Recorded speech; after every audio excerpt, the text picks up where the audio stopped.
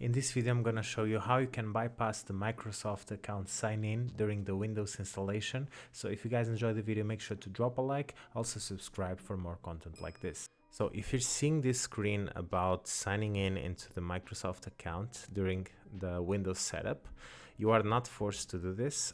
So there's a way of bypassing to use a local account, because if you do the usual process, you'll be forced to sign in into a Microsoft account. So in order to bypass this, you want to hit Shift and F10 in your keyboard, okay? Shift plus F10, and you will see this terminal prompt. Now you want to type the following command.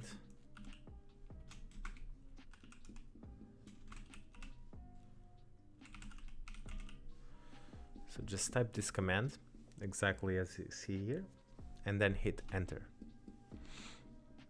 And this will just open another prompt that will allow you to create a local user. Okay, so here I'll just write my username. You can put a password if you want to, it's not mandatory. And then just hit next, and this will bypass the sign in screen. So it will just start up the Windows 11 with this local account. Okay. This is by far the easiest way.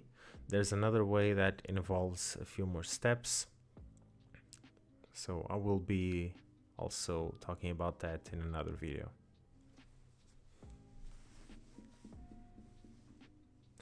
Now we just need to wait a couple of seconds until it's finished. So you see here that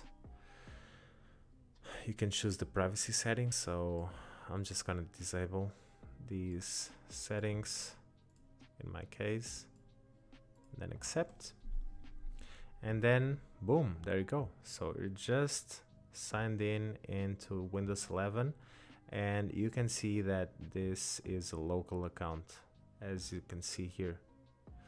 So we have done what we wanted. All right, so this is it for this video. If you liked it, make sure to drop a like and also subscribe for more content like this. Check out my channel for more useful tech tips.